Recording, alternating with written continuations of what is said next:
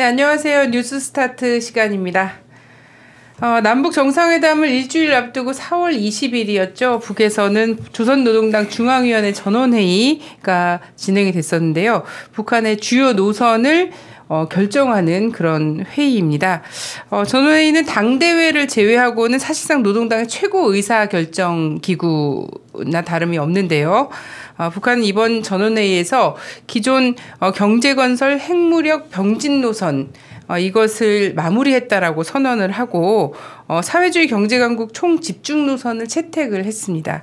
이와 함께 북한은 과학교육 사업의 혁명적 전환을 강조를 했는데요. 오늘은 북한 과학기술연구센터의 변학문 박사님 모시고 과학교육을 강조한 북노동당 전원회의의 의미에 대해서 알아본 시간을 갖도록 하겠습니다.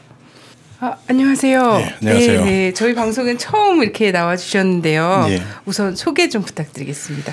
예, 저는 아까 말씀해 주신 대로 북한과학기술연구센터하고 그리고 이제 결의하나 평화연구센터에서 연구위원으로 있는 변학문이라고 합니다. 네네. 북한 과학기술사로 공부를 했고 지금도 계속 하고 있습니다. 네. 네, 정말 앞으로 너무 바빠지실 것 같습니다.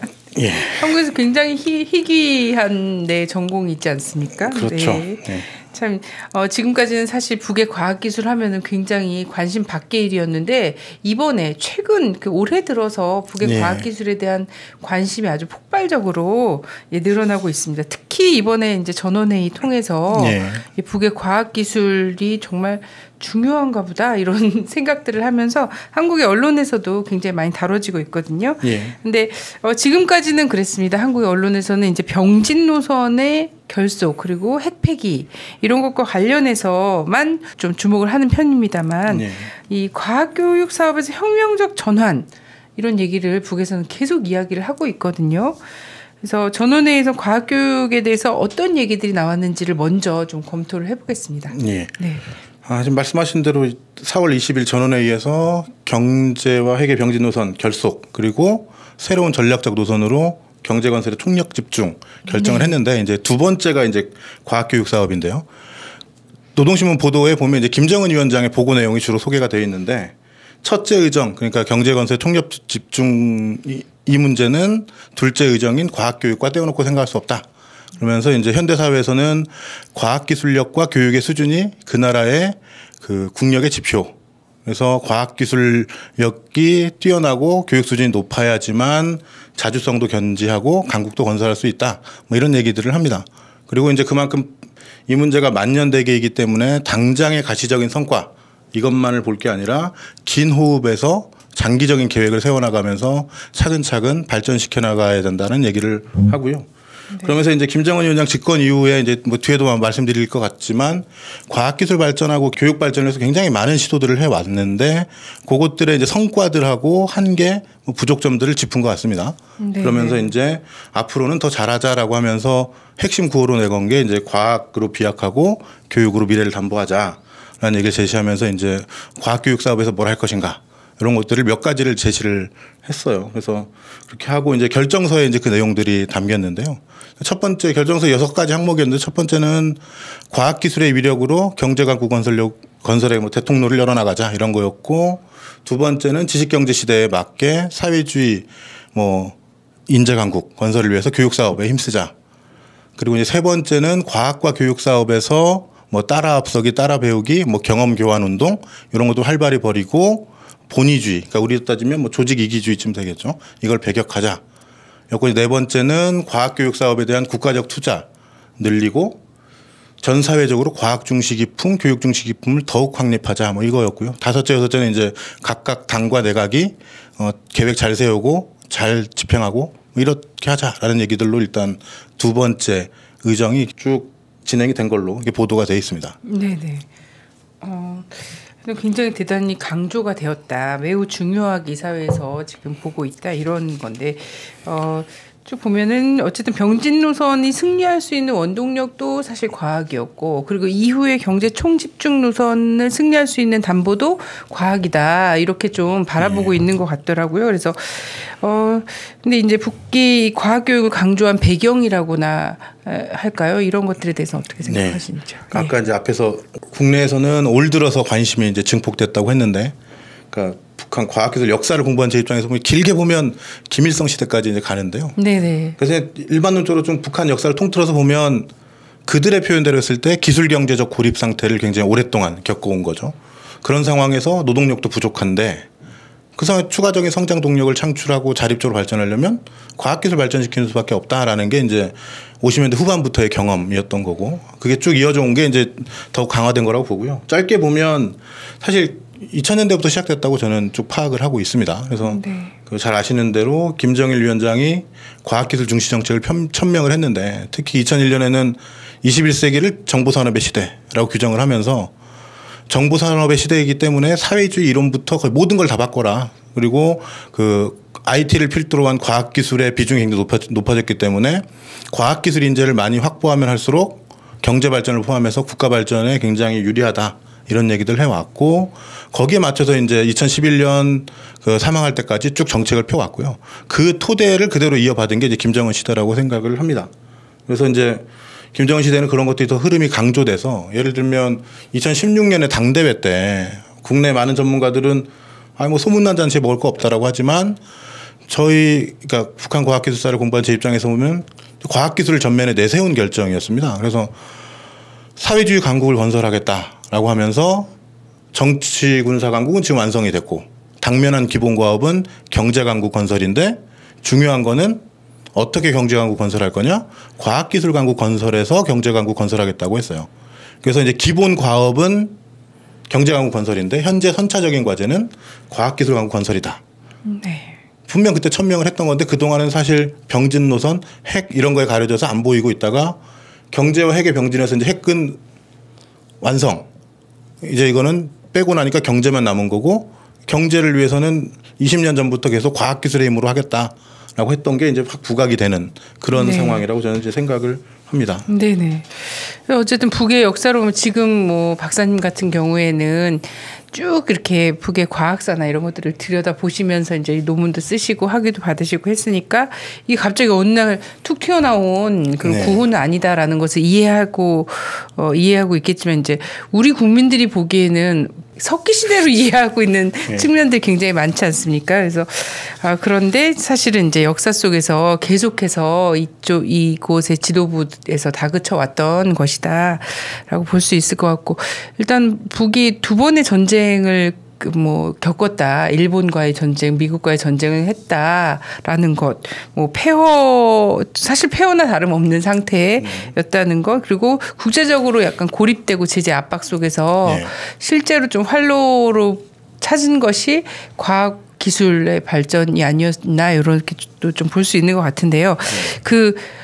어쨌든 그렇게 이제 계속해서 정권이 차원에서 이제 다그쳐 온 것에 약간 그 비약한 지점들, 우리가 좀 들으면 딱 그때 그 인공위성 실패했다, 성공했다, 이런 얘기는 있었지만 이런 게 있었지, 이렇게 생각할 수 있는 몇 개 지점들이 있을 것 같아요. 그래서 실제로 이게 역사 속에서 계속 추동되어 온 것이다라는 어떤 역사적 예들이 좀 몇 가지 들으면 알만한 혹은 설명이 가능한 것이 있으면 좀 알려주시죠. 아까 잠깐 말씀드렸지만 북한 과학기술 정책이나 북한이 생각하는 과학기술의 힘으로 경제 발전하고 자립 발전하자라는 그런 첫 번째 경험은 50년대 후반이었다고 생각을 합니다. 우리는 이제 흔히 알듯이 그 당시에 천리마 운동의 시기였고, 우리한테 천리마 운동하면 천삽 뜨고 허리 펴기, 새벽별 보기, 그래서 그냥 노동 강도를 엄청나게 높여서 그 힘으로 양적 성장을 한, 그래서 그 당시에 공업 성장률이 연평균 30% 넘었었는데, 이게 완전히 그냥 속된 말로 노가다 엄청나게 해서 그 발전시킨 거다라고만 알려져 있지만, 들여다보면 그 고도 성장하는 과정에서 과학기술의 힘으로 혁신을 이룬 게 상당 부분이 있었습니다. 그래서 이제 예를 들면 대표적인 게 현지연구 사업이라고 해서 그 당시 생산 현장의 기술 역량이 부족하니까 중앙의 연구소에 있는 과학자들을 생산 현장에 내려보내는 거죠. 그러면 예를 들어 금속공학연구소에 과학자면 무슨 큰 제철소에 간다든지 해서 거기에 생산 지원을 해주면서 현장에 있는 설비를 가지고 자기 연구를 하는 이런 거를 한 2, 3년을 진행을 했고 그게 상당히 많은 성과를 거뒀습니다. 네. 그 중에 대표적인 것 중에 하나는 이제 비난론 같은 네. 거고요. 그래서 이제 그 시기가 소련하고 관계가 안 좋아지면서 소련이 일방적으로 원조를 확 줄인 상태에서 목표를 낮추는 게 사실은 상식이었지만 목표를 그대로 둔 채로 강행을 했고 그 과정에서 이제 노동자들도 엄청나게 각성을 하고 거기 투입된 과학자들도 성과를 내면서 고도 성장을 했다. 네. 그걸 보니 이제 그 당시 북한 지도부가 아 소련이 도움 주지 않아도 우리가 과학기술 발전시키면 자립 발전 가능하구나. 라는 생각을 하면서 이제 그때부터 본격적으로 과학기술이 자립 노선의 토대 네. 됐다고 생각을 하는데 이제 문제는 그 뒤에는 사실은 그런 의도로 정책을 펴내지 잘 안 되다가 뭐 정책 갈등도 있었고요. 그러다 이제 김정일 위원장이 등장하면서 다시금 과학자들을 이제 좀 사기 진작도 시켜주고 투자를 하면서 뭔가 그 힘으로 경제를 발전시키려고 하는데 사실 가시적인 성과는 상당히 오랫동안 안 보였죠. 그러다 딱 두드러진 게 2009년이었다고 생각을 합니다.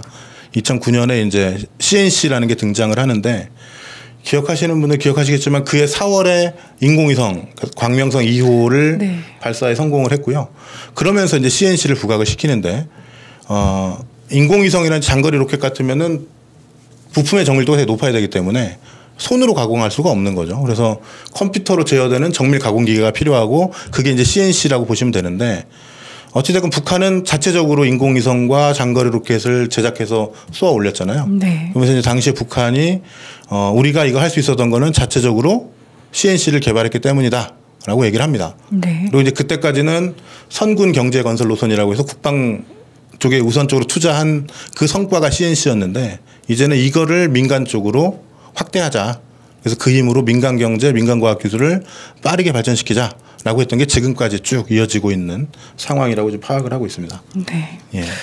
사실 한국에서는 천리마 운동이 사실 말 채찍 그렇죠. 네, 채찍질을 해서 말을 달리게 하는 것처럼 인식됐었는데 사실은 그렇지 않고 지금 또 오늘날은 말리마 운동 중이지 않습니까? 네.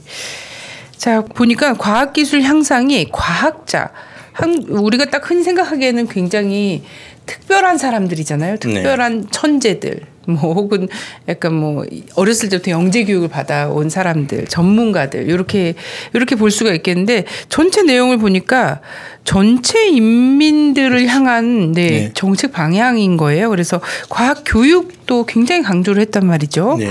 그래서 북한 과학 교육 과 관련한 관심도 굉장히 높아지고 있습니다. 그래서 요 북한 과학교육에 대해서 좀 알고 계신죠? 네. 북에서는 과학교육은 과학기술과 교육 이렇게 되는 경우가 많습니다. 그래서 노동당의 과학교육부가 있는데 그게 교육만 하는 게 아니라 과학기술과 교육을 담당하는 부서. 네. 그리고 이제 어쨌건 이번 지금 질문과 관련 말씀을 드리면 좀 전에 언급하셨던 것처럼 뭐 그냥 특출난 몇몇 전문가를 키우는 게 아니라 북한 표현으로 하면 전민 과학기술 인재화가 목표입니다. 네네. 그래서 이제 김정은 시대 들어서 그 전민 과학기술 인재화를 그 과학교육의 목표로 삼았고요. 그걸 하기 위해서 교육 전반을 대대적으로 개혁하는 거를 이제 새세기 교육혁명의 이름으로 쭉 진행을 하고 있는데요. 그래서 이제 지난 한 6년 동안의 교육개혁 내용들을 보면 의무교육 원래 70년대 초반부터 해서 한 40년 동안 11년제 의무교육을 유지했는데 12년으로 늘렸습니다. 그래서 그중 특히 소학교가 4년이었는데 5년으로 늘리면서 당연히 1년 동안 시수가 늘어나는데 그러면서도 과학기술하고 수학의 비중을 확 늘려가지고 정규교육에서 일단 과학기술 비중을 높였고요. 네. 그래서 이제 그렇게 한 이유는 새세기 교육혁명의 가장 중요한 고리로 잡고 있는 게 중등교육이에요. 그래서 중고등학교 때 잘 가르쳐 놔야 그거 배우고 대학 간 학생들도 똘똘한 이공계 전문가가 될 수 있고 대학을 가지 않은 사람들도 직접 바로 취직을 해도 나름 이렇게 과학기술 능력이 높은 채로 가서 잘 훌륭한 뭐 지식 노동자로 기능할 수 있다. 네. 이렇게 해서 이제 중등교육을 이렇게 강조를 하고 있고요.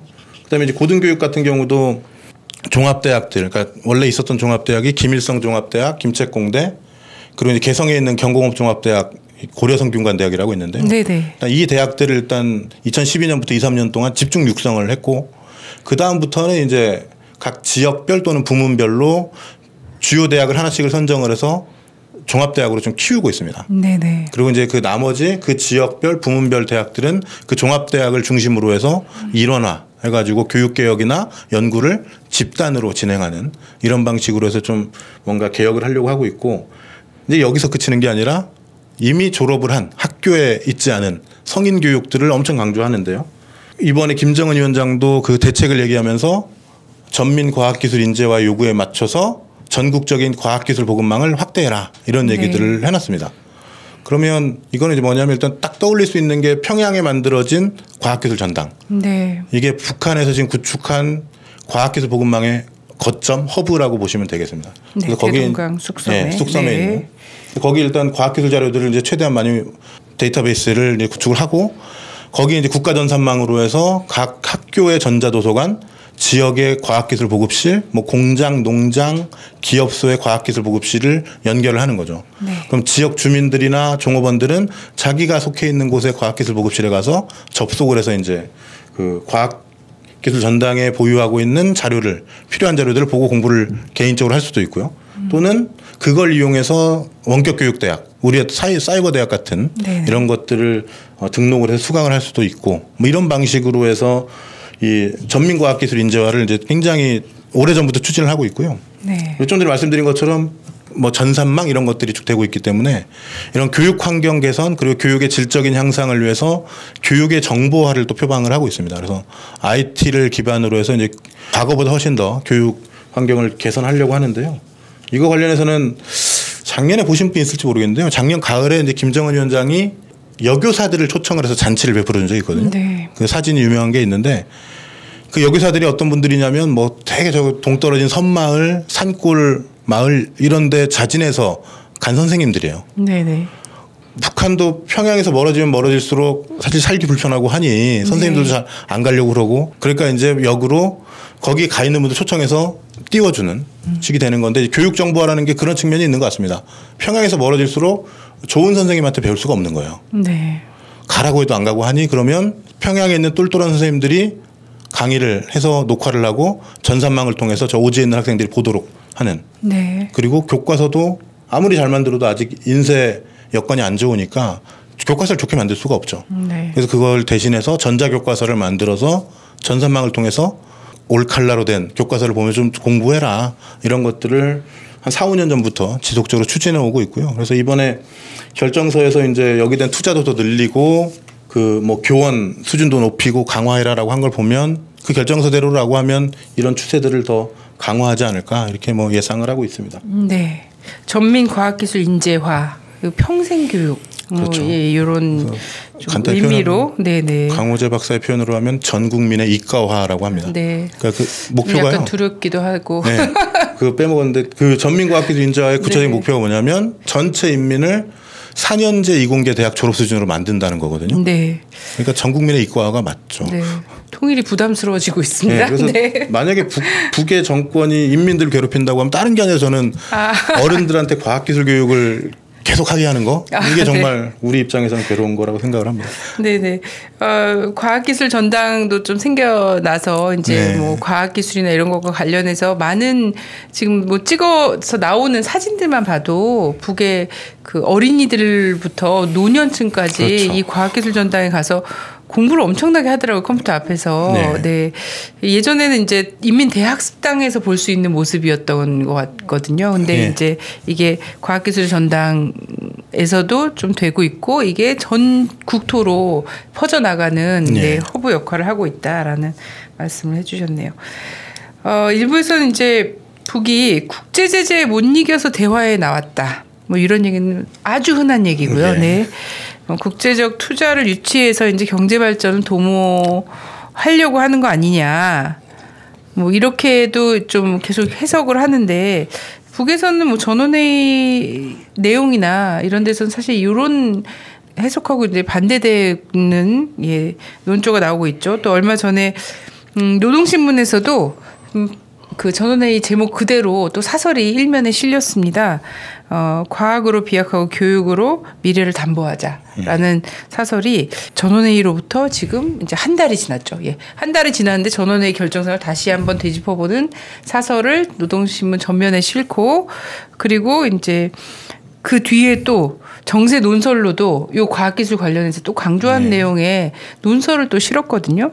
그래서 전반적으로 북의 분위기는 이제 국제사회의 이런 해석이라든지 한국 언론들의 주된 제재 때문에 대화에 나왔다. 이런 것들을 좀 부인하고 있습니다. 이거는 또 좀 약간 어떻게 생각하시는지요? 이게 참 이건 주관식이기 때문에 네, 어려운 문제인데요.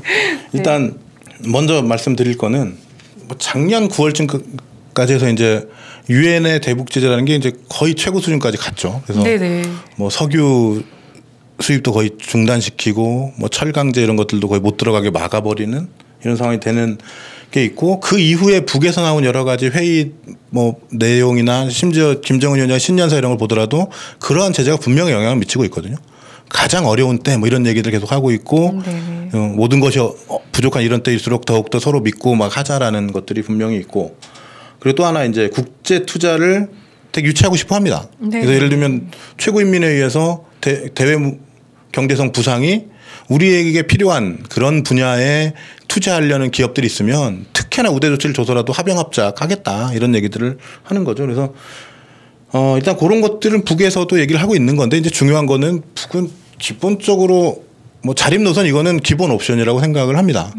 당장 이번에 4.27 판문점 정상회담에서 그 문재인 대통령이 백두산에 트레킹 가고 싶다고 하니까 이제 김정은 위원장이 길이 안 좋으니까 뭐 이렇게 이런 얘기를 했잖아요. 그걸 보면서 이제 국내에서는 뭐 시멘트주가 올라가네, 도로공사가 몇십 년 일할 거를 챙겼네 하는데, 제가 되게 지엽적인 거를 포착했는지 모르겠지만 그 당시 김정은 위원장 발언이 뭐였냐면, 그러니 와서 깔아주세요가 아니라 그러니 우리가 잘해놓고 나면 그때 오십시오거든요.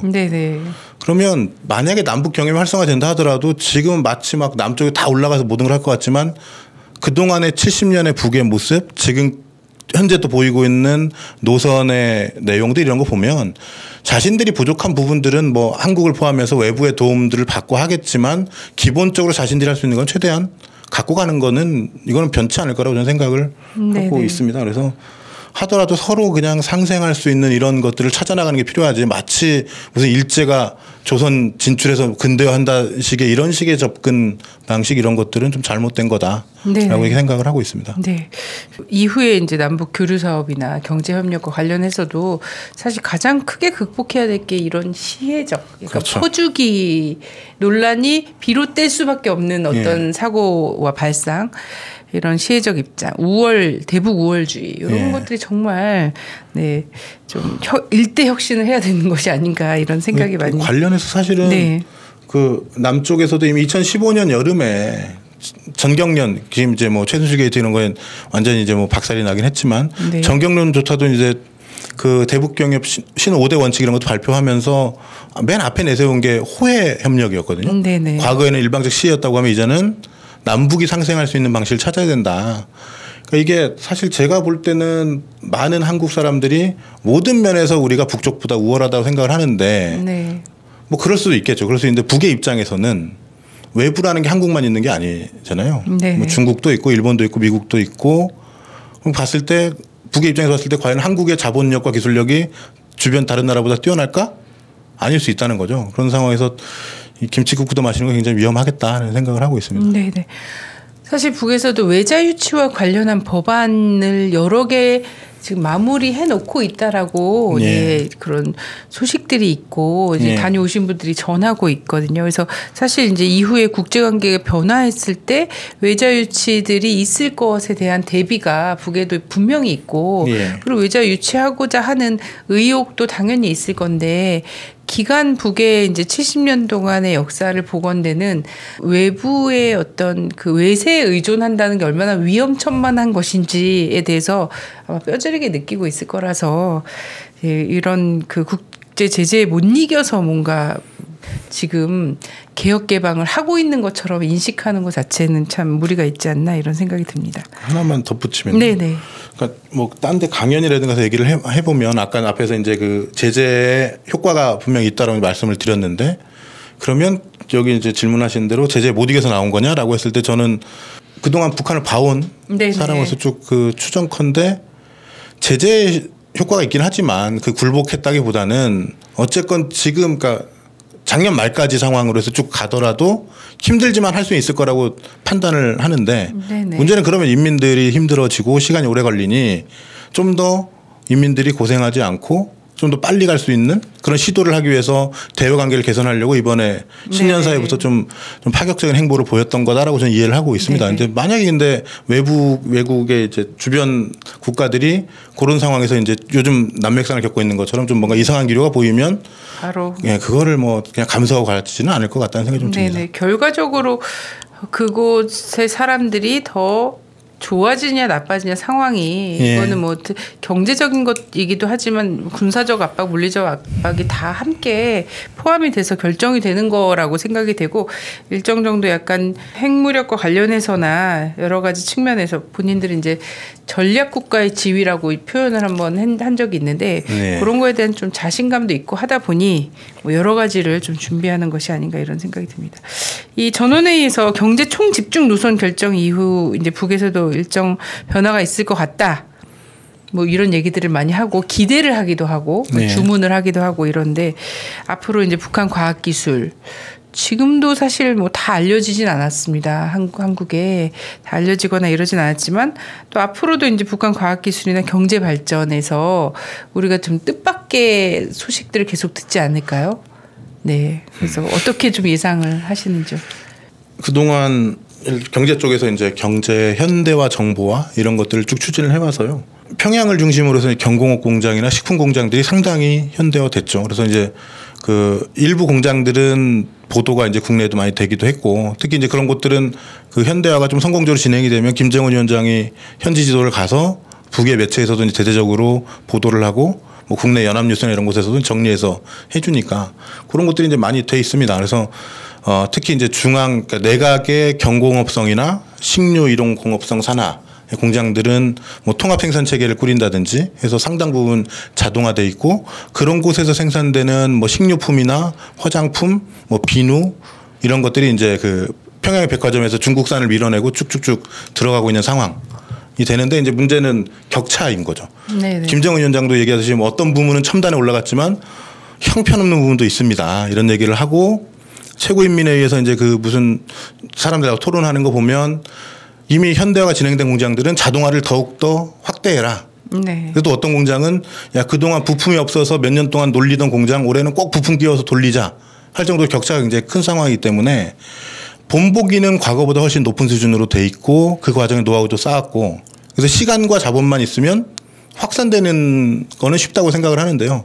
문제는 이제 시간도 시간이지만 돈 문제와 여러 가지 대외 여건들 이런 것들이 어떻게 이제 진전되느냐에 따라서 그 속도는 결정될 것 같은데 제가 생각할 때는 뭐 전면전이나 이런 엄청난 급변 사태만 아니면 시간이 걸리더라도 쭉 그들이 계획한 대로 가지 않을까 이렇게 전망은 하고 있습니다. 네네.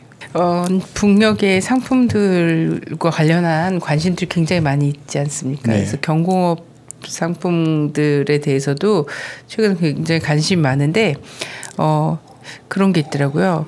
북의 화장품이 천연 화장품, 막 인삼 막 이런 거 막 들어가 있고 그래서 이런 것들이 한국에서 엄청나게 팔리지 않을까 이런 생각들도 막 하고 있고 그런 쪽은 오히려 북의 상품 질이 좋지 않을까 이런 생각을 하면서도 그런 얘기가 나왔어요. 현지 지도 중에 화장품과 관련해서 김정은 위원장이 여성들의 마스카라 관련해서 한 얘기가 있는데 그 외국의 그 여성들 화장품 눈썹 화장품은 수영을 하고 나도 멀쩡한데 우리 것은 하품만 한 번 해도 너구리가 된다. 이런 얘기를 해서 거기 화장품도 또 이제 품목에 따라 그리고 집중한 것에 따라서 수준 차이가 굉장히 많이 나는구나. 이런 이야기가 나온 것들이 굉장히 이렇게 한국에서도 약간 회자되고 이러면서 좀 오히려 놀라는 반응들과 이런 것들 좀 서로 여성들 마스카라 번져 있고 이러면은 북한제 썼냐 막 이런 얘기들도 하기도 하면서 그런 얘기들도 좀 하더라고요. 그게 한 2년쯤 전 얘기 아닌가요? 네. 작년 가을에 평양 화장품 공장을 현대화 성공하고 거기 가서 이제 이거는 이제 세계 수준 일본의 제품들이 나온다라고 네네. 하면서 그때 아마 국내에서 보도하면서 네네. 예전에 갔을 때는 너구리 된다고 비판했는데 네. 이번에는 좋다 뭐 이렇게. 네, 그랬군요. 네. 그럼 마스카라도 네. 관심 목록에 들어가는 네. 걸로. 자, 하나 더 좀 하자면 이후에 지금 뭐 남북 관계에 있어서 예, 교류나 협력 관련해서도 그렇고 또 남쪽이 북을 바라보는 데 있어서도 그렇고 견지해야 될 좀 관점 문제 있잖아요. 예. 네. 그거를 어쨌든 연구를 쭉 해오시면서 뭐 생각하신 게 있고 하실 것 같아서 마지막으로 좀 말씀을 해주시면 어떨까 싶습니다. 네. 그러니까 이번에 그 판문점 정상회담을 하면서 도보다리 회담할 때인가 문재인 대통령이 김정은 위원장한테 신경제지도 USB를 건네줬다고 얘기를 하는데 네. 그 신경제지도 내용을 쭉 준비하셨던 분의 발표를 제가 2번 정도 작년 하반기에 들었었는데요. 네네. 아마 남쪽에서 남북 경협과 관련해 상상할 수 있는 거의 모든 걸 다 집어넣습니다. 네네. 거의 종합 선물 세트 같은 거고 그래서 이제 되게 완성도가 높다고 얘기를 하지만 제가 볼 때는 이제 그 발표하신 분도 인정한 게 우리가 하고 싶은 건 이런데 네. 북이 필요로 한 거는 우리가 뭔지 모른다. 우리가 다 이거를 계획 잡았다고 할 수 있는 게 아니라 북과 이해관계 일치하는 부분들을 해야 되는 것이고 그런 것들을 찾아나가는 게 중요하다라는 게 좀 제일 이제 중요한 지금 태도라고 생각을 하고요. 아까 잠깐 언급드린 대로 남쪽이 북쪽보다 기술력, 자본력 다 뛰어나니 우리가 저 못난 사람들을 위해서 베풀어 주는 거야. 우리가 가서 마음대로 다 하면 돼. 이런 생각이야말로 가장 위험할 거라고 저는 생각을 합니다. 그래서 맨날 그 오리엔탈리즘 얘기를 하는데 우리도 북을 타자화해서 계속 항상 얕보고 이런 것들이 있기 때문에 앞으로 교류협력을 한다면 동등한 주체로서 서로 그 상호 보완적인 것들 찾아나가려는 그런 자세들이 가장 필요하지 않을까 뭐 그런 생각을 합니다. 네. 네, 오늘 좋은 말씀 출연해 주셔서 감사합니다. 예, 고맙습니다.